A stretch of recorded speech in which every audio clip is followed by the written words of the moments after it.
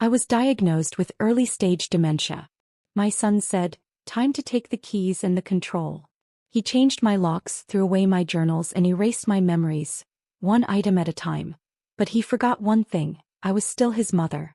And mothers remember, if not with mind then with heart. When they finally listened to mine, his version didn't stand a chance. I was standing in my kitchen, staring at my car keys dangling from Nick's fingers, when I realized my own son had just stolen my freedom. Not borrowed.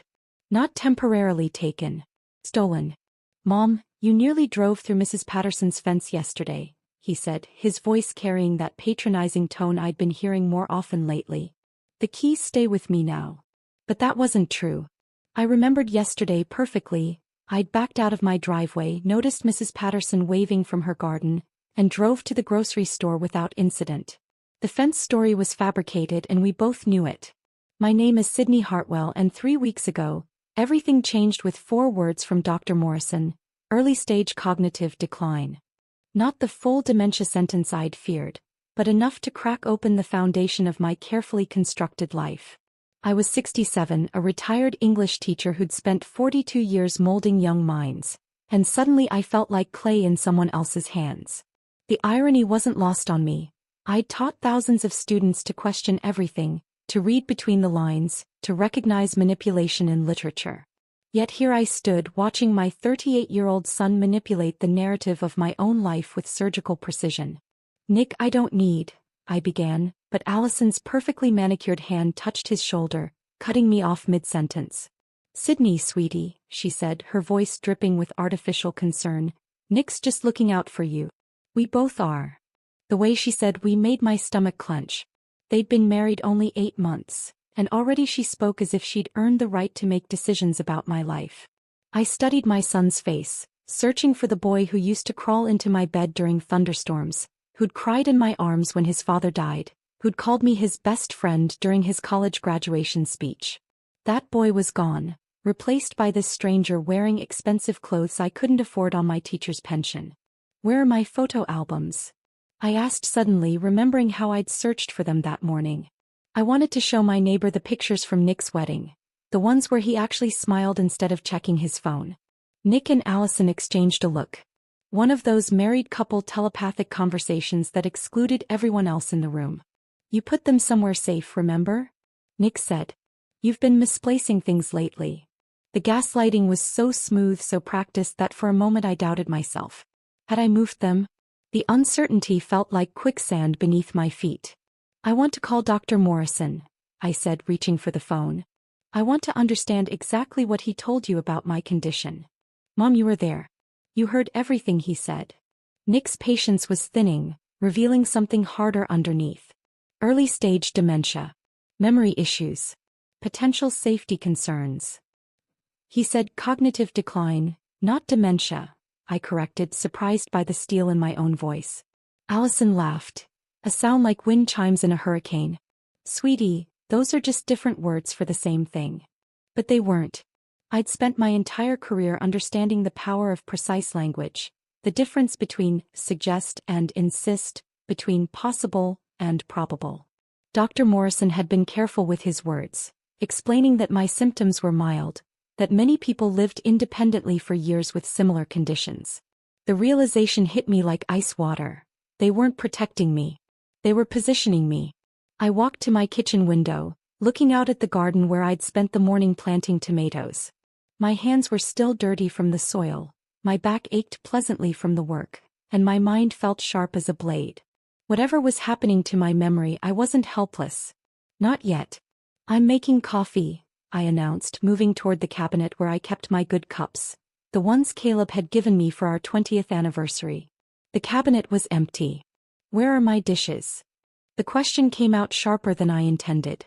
"We put them somewhere safer," Allison said quickly. "You know, in case you drop them." My hands weren't shaking. My reflexes were fine. I'd never dropped those cups in 27 years of marriage or 15 years of widowhood.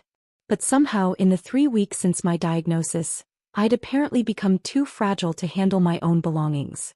I turned around slowly, studying their faces. Nick looked uncomfortable, avoiding my eyes.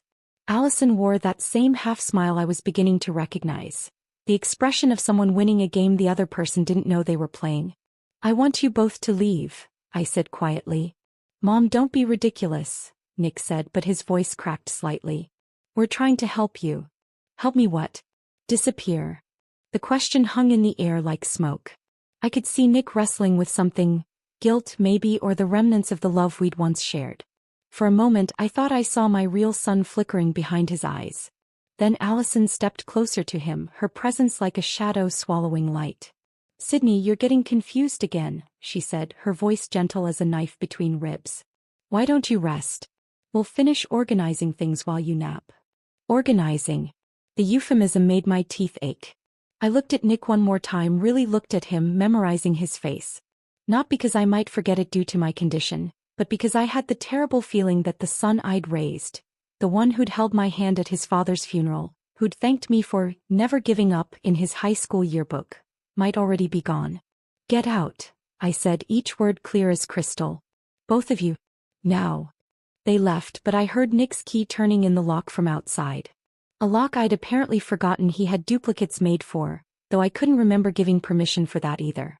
Standing alone in my kitchen, I realized that my diagnosis hadn't shaken my world. My son had. The silence after they left felt different, heavier, like the air before a storm. I walked through rooms that had sheltered me for 32 years and nothing felt familiar anymore. The walls held the same paint, the floors creaked in the same places, but something fundamental had shifted. This wasn't my sanctuary anymore. It was a stage, and I was performing the role of a declining woman for an audience I never auditioned for. 3 days passed before I heard Nick's key again. I was reading in my favorite armchair, the burgundy one Caleb had surprised me with after my first year of teaching, when the front door opened without a knock. The casual invasion made my chest tighten.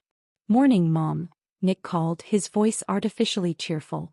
Behind him, Allison carried a clipboard and wore the expression of someone conducting a home inspection. "We brought groceries," she announced, heading straight for my kitchen. I heard her opening cabinets, rearranging things with the confidence of ownership. I followed them, watching as Nick installed something on my landline phone. A small black device I didn't recognize. "What is that?" I asked. "Call monitoring," he said without looking up. "So we know if you're getting those scam calls that target elderly people." Elderly. The word stung more than it should have. Yesterday I'd solved the Sunday crossword in record time. This morning I'd balanced my checkbook to the penny. But suddenly I was elderly, vulnerable, incapable of recognizing a telephone scammer. "I've been managing my own calls for 67 years, I said. "Times change, Mom." Nick's tone suggested the conversation was over. Allison emerged from the kitchen, checking items off her clipboard. "Sydney, we need to discuss your spending habits. $300 at the bookstore last month? That seems excessive." The bookstore. Where I'd bought gifts for my former students' graduations, where I'd purchased the mystery novels that kept my mind sharp, where I'd found the poetry collection that reminded me of Caleb's favorite verses. Each purchase had been deliberate, meaningful. "Those were gifts," I explained. "For people who barely remember you exist," Allison said, not unkindly, which somehow made it worse. "We've set up automatic bill pay and a weekly allowance. Much simpler. An allowance. Like I was 12 years old again, asking my father for spending money. That evening I tried calling my friend Martha. The phone made strange clicking sounds before connecting. "Sydney, you sound far away," Martha said. "The connection's been odd lately," I replied, then caught myself glancing toward the black device. "How's your garden?" We talked for 20 minutes about safe topics. Weather, neighborhood gossip, her grandson's soccer games. But when I mentioned feeling isolated, the line went quiet for a moment. "Are you all right, dear?" Martha asked. Before I could answer, I heard another click. The call ended abruptly. When I tried calling back, a recorded message played. "This number has been temporarily restricted. Please contact your service provider." My hands shook as I set down the receiver. They were screening my calls now, deciding who deserved access to my voice. The next morning brought new revelations. My credit cards were temporarily suspended for security purposes. My checkbook had mysteriously vanished from the kitchen drawer where I'd kept it for decades. Even my spare car keys, the ones I'd hidden in the flower pot by the front door, were gone. "We're just streamlining things," Nick explained when I confronted him. Making your life easier. But nothing felt easier. Everything felt impossible. I stood at my bedroom window, watching Mrs. Patterson tend her roses across the street. She waved and I waved back, wondering if she could see the prisoner behind the glass. That's when I heard them talking downstairs. Their voices carried up through the old heating vents. A quirk of this house that had once allowed me to know when teenage Nick was sneaking in past curfew. By the end of summer, Allison was saying. The lawyer said once she's deemed incompetent, the power of attorney transfer will be automatic. What if she fights it? Nick's voice, smaller, uncertain. She won't. Look at her, she's already questioning herself. A few more weeks of this and she'll be begging us to take over.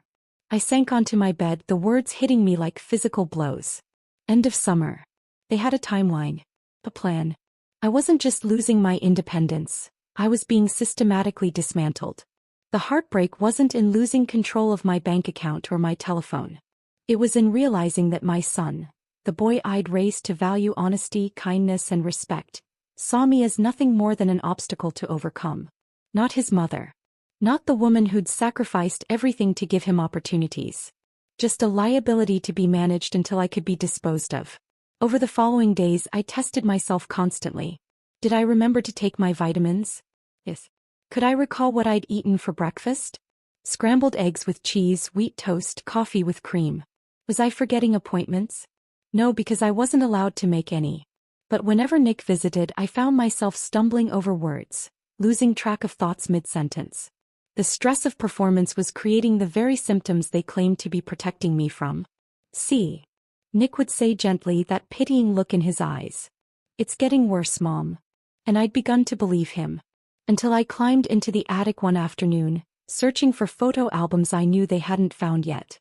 Behind a box of Christmas decorations, my fingers brushed against something familiar. Caleb's old voice recorder.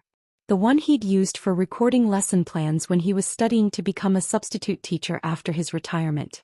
I held the small device in my hands, remembering how Caleb had always said, "Words have power, Sydney. When you can't trust your memory, trust your voice." That night, after the house settled into darkness, I pressed record for the first time. "My name is Sydney Hartwell," I whispered. "Today is June 15th. I'm not confused. I am not incompetent. And I am being systematically erased by my own son." My voice was steady, clear, undeniably lucid. My memory might fail me eventually, but my voice would remember everything. Recording became my ritual.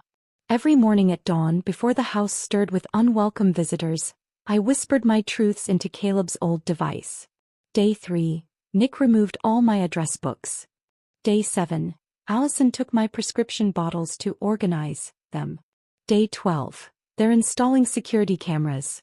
For my safety, they claim. But on day 15, everything changed when I heard Martha's voice through my bedroom window. "Sydney. Sydney, are you home?" she called from the front yard, her familiar voice cutting through the morning quiet like a lifeline thrown to a drowning woman.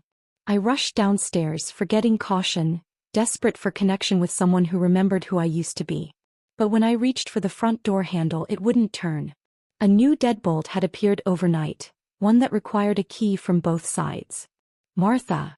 I called through the closed door, pressing my palm against the wood. "I can't, the lock is." "What do you mean you can't open it?"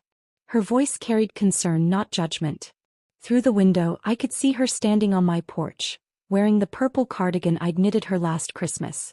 Her silver hair caught the morning light, and her face showed the same sharp intelligence that had helped her navigate 40 years as a family court judge before retirement. "They changed the locks," I said, my voice breaking despite my efforts to stay composed. Martha's expression shifted from confusion to something harder, more dangerous. She walked around to my kitchen window where we'd shared countless cups of coffee over the decades. "Who changed them, Sydney?" "Nick and Allison. They say it's for my protection, but you're locked inside your own home." Her voice carried the authority of someone who'd spent decades recognizing abuse in all its forms. I nodded, tears threatening.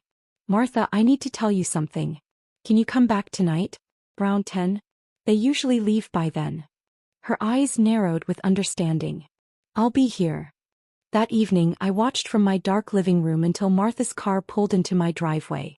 I'd unlocked the window earlier, praying they hadn't secured those too. The kitchen window slid open with a soft scrape, and Martha climbed through with surprising agility for a 71-year-old woman. "This is absolutely ridiculous," she whispered, brushing dirt from her slacks. "Sneaking into my best friend's house like teenagers." I handed her the voice recorder without explanation. Her face grew graver with each passing minute as she listened to my documented evidence.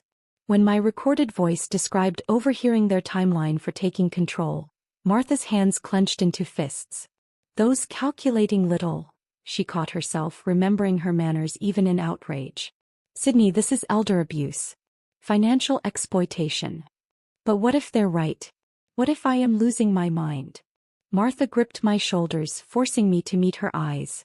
The woman who just orchestrated this secret meeting, who's been systematically documenting evidence for weeks, who solved last Sunday's crossword puzzle in 15 minutes. That woman is not losing her mind. She stayed until midnight and we formed our plan. Martha would mail a cassette tape to her nephew David, who worked in elder law.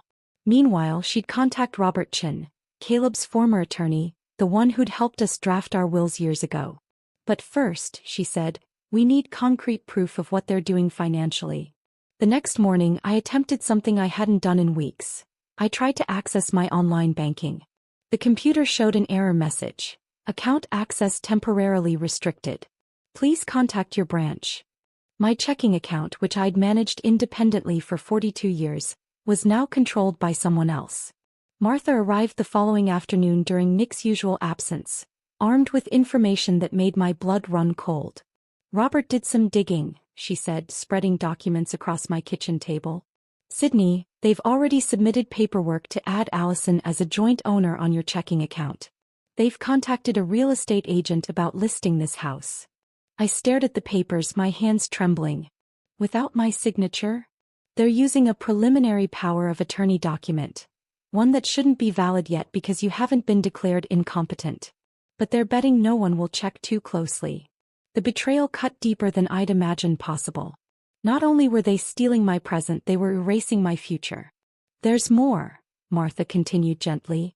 "They've scheduled you for another medical evaluation next week. With a doctor who specializes in dementia assessments. Robert thinks they're shopping for a diagnosis." My stomach dropped. They were manufacturing the evidence they needed to justify their theft. "What do we do?" Martha smiled, the same fierce expression she'd worn in courtrooms when defending vulnerable families. "We beat them at their own game. Robert's arranging for you to see Dr. Elizabeth Warner tomorrow.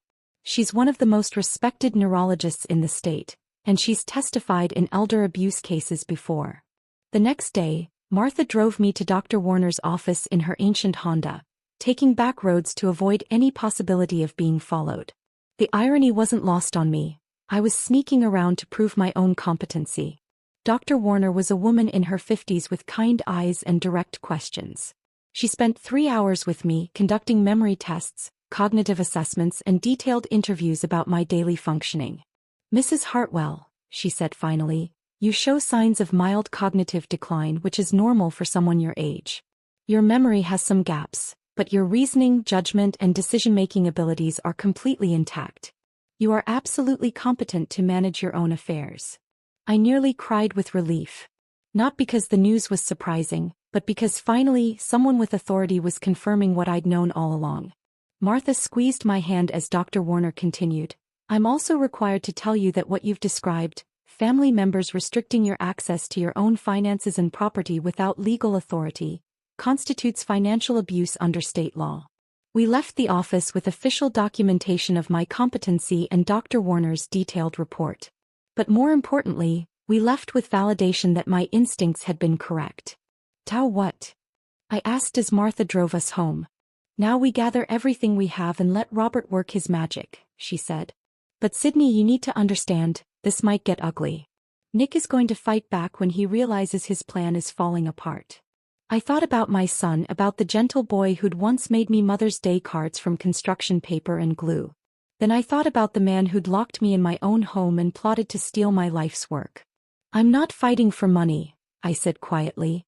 "I'm fighting for my dignity." Martha nodded. "Then we'll make sure you win both."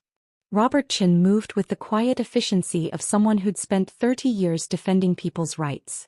Within a week of our meeting, papers were filed, and suddenly Nick found himself on the receiving end of legal documents he hadn't expected. "Mom, what is this?"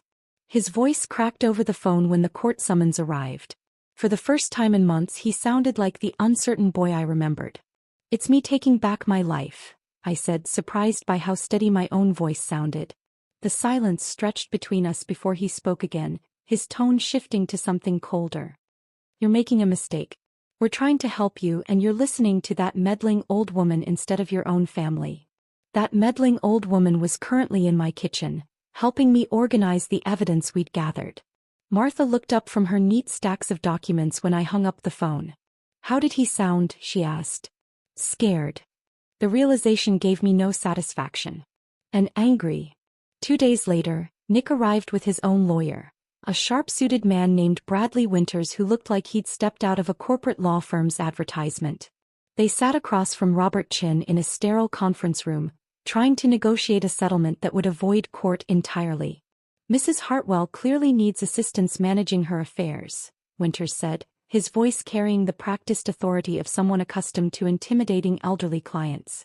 "My client is simply trying to ensure his mother's well-being." Robert slid a folder across the table.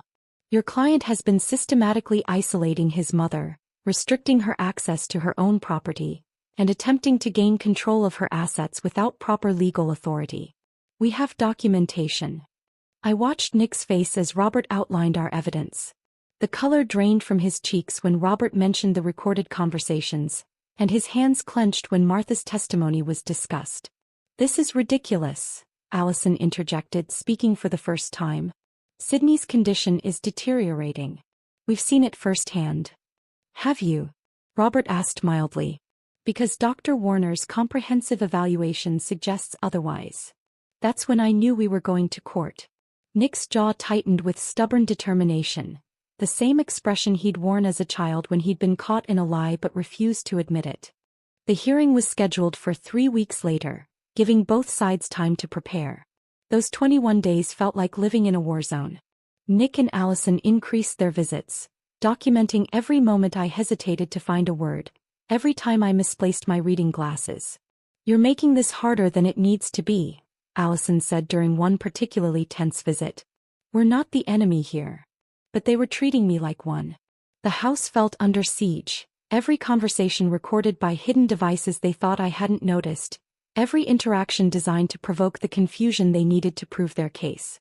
Martha practically moved in during those final weeks, helping me practice my testimony and keeping me grounded when anxiety threatened to overwhelm my clarity. "Remember," she said the night before the hearing, "you're not just fighting for yourself. You're fighting for every parent who's ever been betrayed by the child they raised." The morning of the hearing arrived gray and drizzling, as if the weather itself reflected the somber nature of what was about to unfold. I wore my navy blue dress, the one Caleb had always said made me look distinguished, and carried the small leather purse that held my voice recorder. The courtroom was smaller than I'd expected, but the weight of what would be decided there made it feel enormous. Judge Patricia Holloway presided, a woman in her 60s with silver hair and intelligent eyes that missed nothing. Nick and Allison sat at one table with their lawyer, while Martha, Robert, and I occupied the other. When I caught Nick's eye, he looked away quickly, but not before I saw something that might have been shame. Winters presented their case first, painting a picture of a confused, declining woman who could no longer manage basic tasks.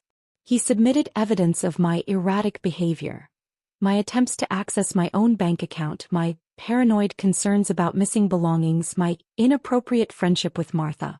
"Mrs. Hartwell requires protection from herself," he concluded, "and from those who would take advantage of her vulnerability." The irony of that statement hung heavy in the air. Then it was Robert's turn.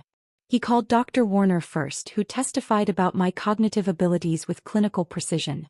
Her words carried weight, but it was the recordings that changed everything. When Robert played the first tape, my clear, articulate voice describing the systematic removal of my belongings, I watched the judge's expression shift. But it was the second recording that sealed our case. Allison's voice, captured through those old heating vents, discussing their timeline for gaining control. If we play this right, we'll have everything signed over by the end of summer. Her recorded voice filled the courtroom. Nick's face went white. Allison stared straight ahead, her composure cracking for the first time. She's manipulating you. Nick suddenly shouted, standing up despite his lawyer's restraining hand. She's playing the victim, but she's the one who's sick. Judge Holloway's gavel came down once, sharp and final. Mr. Carter, you will sit down and remain silent, or you will be removed from my courtroom. The judge's voice carried the authority of someone who'd seen every form of family dysfunction imaginable. No, Mr. Carter. After listening to these recordings and reviewing the evidence, it appears your mother remembers quite a bit more than you assumed she would. When the judge delivered her decision, the words seemed to echo in the stunned silence. Guardianship petition denied. However, given the concerning pattern of behavior demonstrated by the petitioner and his spouse, this court is establishing a protective trust to ensure Mrs. Hartwell's assets remain secure while providing appropriate support for her continued independence. Allison was the first to leave, her heels clicking angrily against the marble floor, her dreams of redecorating my home evaporating with each step. She didn't look back, didn't say goodbye, just walked out of the courtroom and, as I would later learn, out of Nick's life entirely. But Nick remained, staring at me with an expression I couldn't quite read. Surprise, betrayal, perhaps even a grudging respect. "Why would you do this to me?" he asked, his voice barely above a whisper. I looked at my son, really looked at him, and for a moment I saw both the man who'd tried to steal my life and the boy I'd raised with such hope. "Because I may forget your face one day," I said quietly, "but I'll never forget what you tried to do to me." The truth hung between us like a bridge neither of us knew how to cross. Nick walked out of that courtroom without looking back, and I felt something inside me shift. Not break, but transform. The bridge between us might be damaged, but I was still standing and I had work to do. The first task was reclaiming what had been stolen. Robert Chin accompanied me to my bank the following Monday, where we discovered the extent of their attempted theft. The branch manager, Mrs. Rodriguez, looked genuinely horrified as she scrolled through the unauthorized access attempts. "Mrs. Hartwell, I'm so sorry this happened," she said, printing out statements that showed the breadth of their manipulation. "We've restored full access to all your accounts and implemented additional security measures." But I wasn't interested in security measures anymore. I was interested in purpose. That afternoon, Martha and I sat in Robert's office as he spread new documents across his mahogany desk. "Your will, trust, and medical directives," he said. "Clean slate. Who would you like as beneficiaries?"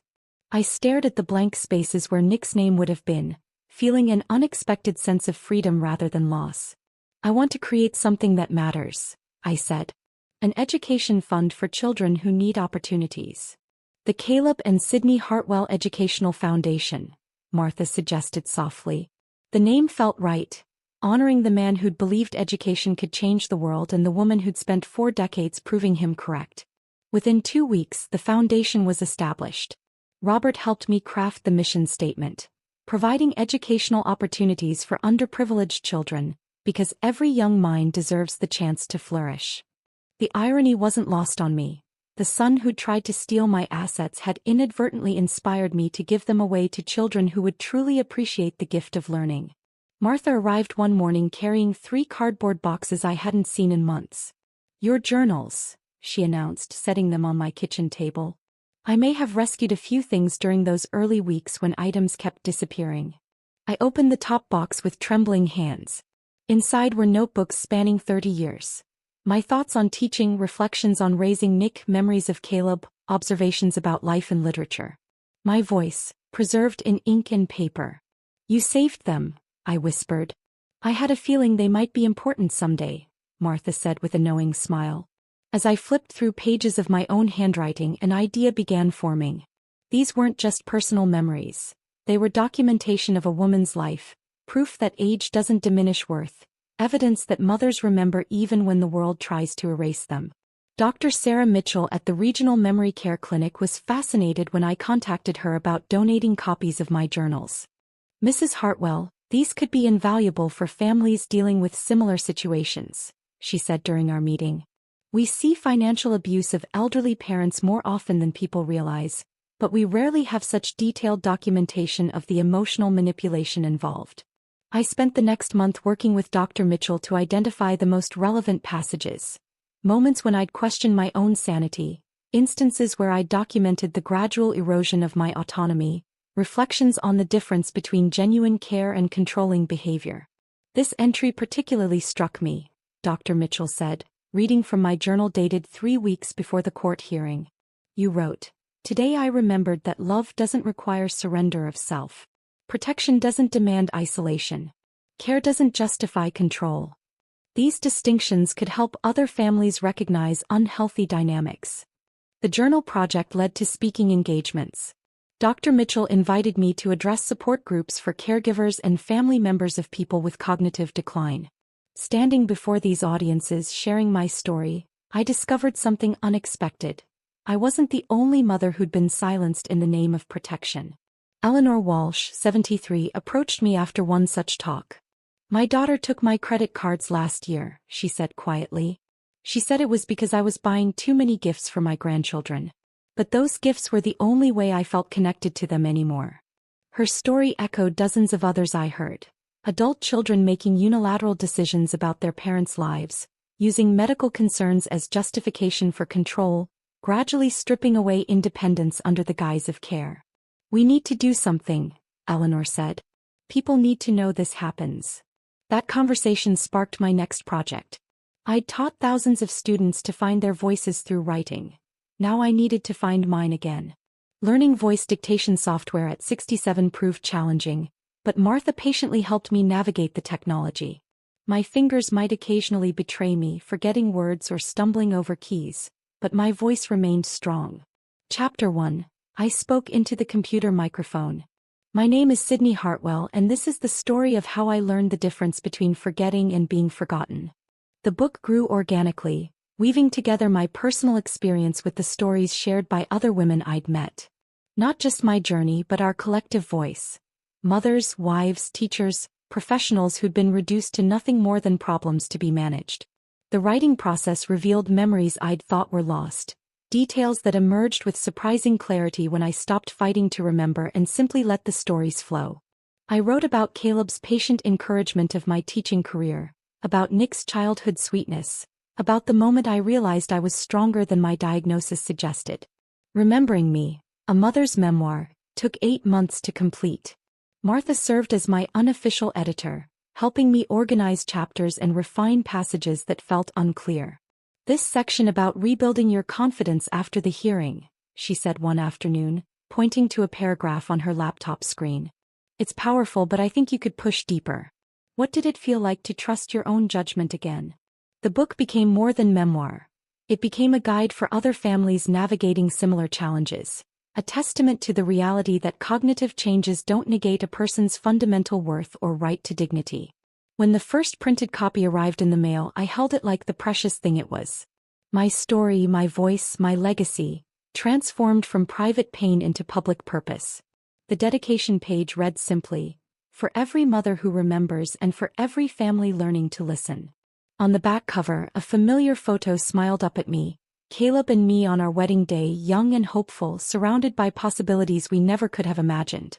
The same photo Nick had tried to erase now graced thousands of copies, ensuring our love story would outlast any attempt to rewrite it. I may not remember everything perfectly anymore, but I remembered what mattered. My worth wasn't diminished by my diagnosis, my voice deserved to be heard, and my legacy belonged to me to write. 6 months after my book was published, I was arranging flowers from my garden when I heard the familiar sound of Nick's car pulling into my driveway. But this time there was no second car door slamming, no sharp click of Allison's heels on the pavement. Just silence and then a single hesitant knock on my front door. I opened it to find my son standing alone on the porch where he'd once confidently marched in with keys and clipboards. Now he waited for permission to enter his childhood home. "Hello, Mom." His voice carried none of its former authority. He looked thinner, older, with shadows under his eyes that hadn't been there during the court proceedings. "Nick." I stepped aside, allowing him into the living room that had been restored to my vision rather than his sterile efficiency. He stood awkwardly near the couch, hands in his pockets, studying the family photos I'd replaced on the mantelpiece. Pictures of him at various ages, smiling and carefree before ambition and Allison had hardened his features. Allison left, he said abruptly, as if the words had been burning in his throat. 3 weeks ago. She said I failed. Said I was weak for letting you manipulate me. He laughed bitterly. Funny how she saw manipulation everywhere except in her own actions. I settled into my burgundy chair, the one I'd reclaimed after months of exile from my own comfort. And what do you see now? He was quiet for a long moment, his gaze fixed on a photo of the three of us. Him, Caleb and me, taken during his high school graduation. I see that I lost my mother long before you might lose your memory. The admission hung between us, raw and honest in a way Nick hadn't been in years. Why did you come here? I asked. To ask for forgiveness. His voice cracked slightly on the word forgiveness, making him sound like the uncertain boy who used to seek my comfort after nightmares. I studied his face, searching for the calculation I'd grown accustomed to seeing there. Instead, I found something that might have been genuine remorse, though I wasn't sure I trusted my ability to distinguish between his real emotions and his performed ones anymore. Forgiveness doesn't come before truth, I said quietly. You erased me when I was still here, Nick. You buried me before I was gone. His shoulders sagged as if I'd struck him. I know that now. But I was scared, Mom. The diagnosis, it terrified me. I couldn't bear the thought of losing you gradually, so I convinced myself I was protecting what was left. By stealing it? By controlling it. The honesty in his admission surprised us both. Allison made it seem logical, necessary. She said families who planned ahead were the smart ones. I thought about the woman who'd smiled her way through my systematic dismantling, who'd calculated my worth down to the summer timeline for my erasure. And now I understand that I didn't lose you to dementia. I lost you to my own cowardice. The words carried weight, but I wasn't ready to be moved by them. Trust, once shattered, couldn't be rebuilt with a single conversation, no matter how seemingly sincere. You can visit, I said finally. Once a month. Sunday afternoons. Hope flickered in his eyes. To talk? To rebuild? No. I cut him off gently but firmly. To watch. To see what you tried to destroy. His confusion was evident, but he nodded anyway, desperate for any connection I was willing to offer. The following Sunday he arrived to find my living room transformed into an informal classroom. 5 teenagers from the local community center sat cross-legged on cushions, notebooks in their laps, eyes bright with the particular intensity of young people discovering their own voices. Today we're talking about the power of personal narrative, I announced, settling into my teaching rhythm for the first time in years. How do we tell our own stories when the world tries to write us off? Nick took a seat in the back corner just as he had during parent-teacher conferences when he was proud of my work. But now he wasn't here as a supportive son. He was here as a witness to what he'd almost silenced. Jasmine, a 17-year-old with fierce intelligence and a scholarship to State University, raised her hand. Mrs. Hartwell, what happens when family members don't believe in your story? I glanced toward Nick before answering. Then you tell it louder with more clarity until the truth becomes impossible to ignore. During that session, I read aloud from one of Caleb's letters, written shortly after Nick's birth, describing his hopes for our son's future. I want him to understand that strength isn't about having power over others, Caleb had written. It's about lifting others up when they're vulnerable. The irony wasn't lost on anyone in the room, especially Nick, whose face flushed with shame as the teenagers absorbed Caleb's wisdom. These monthly sessions became a ritual of sorts. I taught creative writing, shared stories from my decades in education, and read excerpts from Caleb's letters that painted a picture of the family we'd once been. The teenagers were hungry for these glimpses into authentic adulthood, these examples of how to love without controlling, how to care without consuming. Nick attended every session, growing quieter each time, shrinking into himself as he witnessed the respect and affection these young people showed me, the same respect he'd systematically dismantled. During one particularly moving session, Marcus, a quiet boy who'd never known his grandparents, asked me to read Caleb's letter about teaching Nick to ride a bicycle. Sydney held one side, I held the other. I read in Caleb's familiar cadence. But when Nick was ready to fly, we both had to let go. The hardest part of loving someone isn't holding on, it's knowing when to trust them to soar alone. The room fell silent. In the back corner I saw Nick wipe his eyes. After the teenagers left, he approached me with something that looked like desperation. "That letter," he said. "Dad wrote that about teaching me independence. And I used your diagnosis to take yours away." "Yes," I said simply. "You did. How do I fix this?" I looked at my son, really looked at him, and saw not the calculating man who'd stolen my keys, but the lost boy who'd never learned to process his own fears without trying to control everything around him. "You don't fix it," I said. "You live with it. You carry the weight of what you did and you let it teach you something about the person you want to become." He nodded slowly, understanding perhaps for the first time that some mistakes don't get erased, they get integrated into who we are.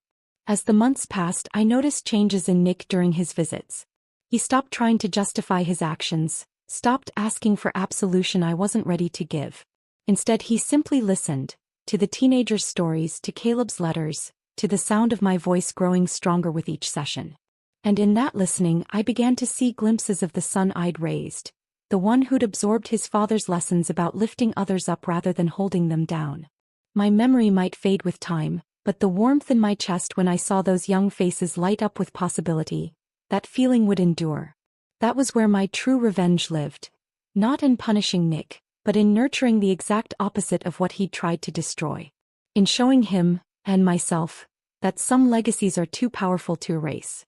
If this story of a mother's quiet revenge had you hooked, hit that like button. My favorite part was when Sydney played those voice recordings in court and Nick's face went white. What was your favorite moment? Drop it in the comments below. Subscribe for more incredible stories of justice and resilience.